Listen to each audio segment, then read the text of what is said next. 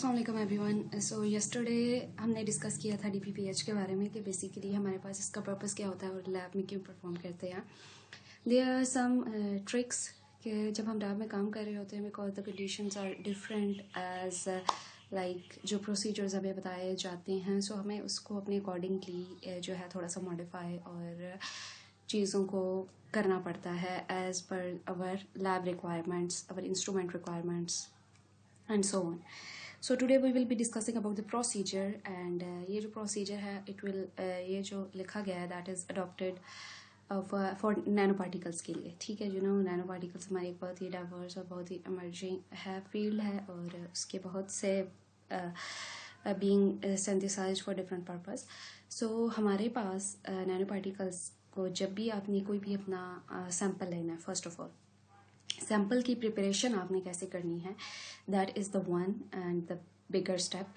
सो sample को आपने अपने सैम्पल को लेना है, क्योंकि हम जब इनिशियली अपना सैम्पल प्रिपेयर करते हैं तो उसकी अमाउंट कितनी है और हमारे सैम्पल की तो आपने जैसे 0.5 mg काफ़ी इनफ होता है, आप अपने सैम्पल को लीजिए।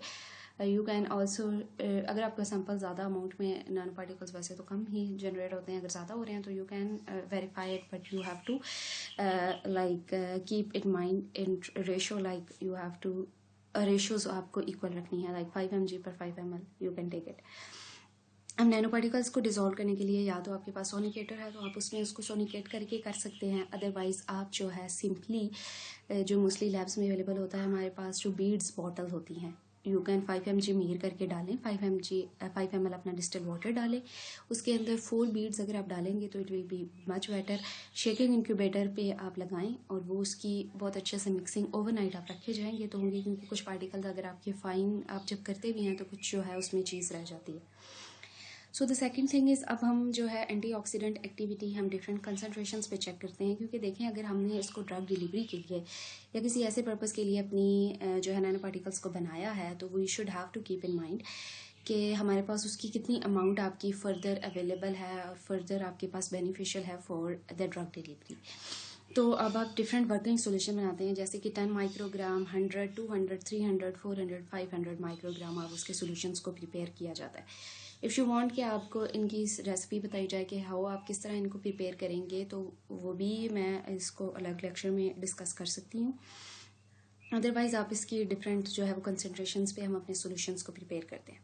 नेक्स्ट इज़ DPPH का सोल्यूशन आपने किस तरह बनाना है। ठीक है जी, अब आपका DPPH का सोल्यूशन डिपेंड करता है आपकी क्या सब्सटेंस है। ठीक है, मोस्टली जो प्रिपेयर किए जाते हैं वो 0.05 मिलीमोलर और 0.06 मिलीमोलर बनाए जाते हैं लैब के अंदर। ठीक है, मैथनॉल भी यूज़ कर सकते हैं, एथनॉल भी यूज़ कर सकते हैं आप लोग, दोनों जो है मतलब ऐसा कोई इतना ख़ास डिफरेंस नहीं आता। थोड़ी बहुत जो है वो आपके पास लाइक अवेलेबिलिटी पे ही डिपेंड करता है कि क्या आपके पास अवेलेबल है लैब में। सो आप 0.05 या 0.06 मिली मोलर, तो ये आपकी मिली मोलर जब आप इसकी कैलकुलेशंस करते हैं तो वो आपकी अमाउंट आ जाती है। ये अमाउंट उसकी वेरी करती है डिपेंड अपॉन कि आपको टोटल मैथनॉल कितना चाहिए। लाइक अगर आप अपना सोल्यूशन किस चीज़ में बना रहे हैं, देखें अगर आप 10 माइक्रोग्राम, 100, 200, 300, 400, 5 माइक्रोग्राम आप बना रहे हैं तो ये आप ट्रिप्लिकेट्स में बना रहे हैं। लाइक आप सोल्यूशन को 2 या डुप्लीकेट या ट्रिप्लीकेट में बनाते हैं, सिंगल जो है उसकी इतनी वेरिएबिलिटी क्योंकि नहीं हमारे पास बनाया जाता, क्योंकि आपके पास जो है रेप्लिकेट करना is the one of thing that is matter in our field.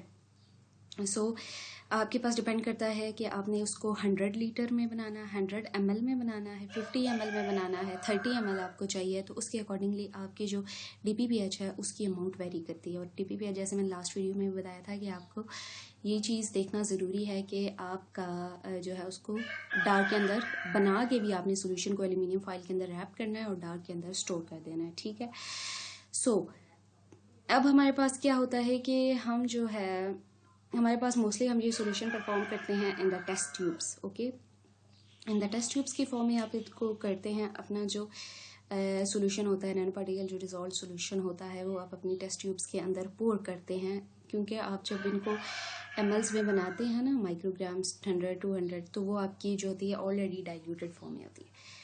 सो मेरे ख्याल में आज की वीडियो में इतना ही डिस्कस हो सकेगा। इसका पार्ट 3 जो है वो हम इसको नेक्स्ट में डिस्कस करेंगे। That's for all for today video. Thank you so much everyone.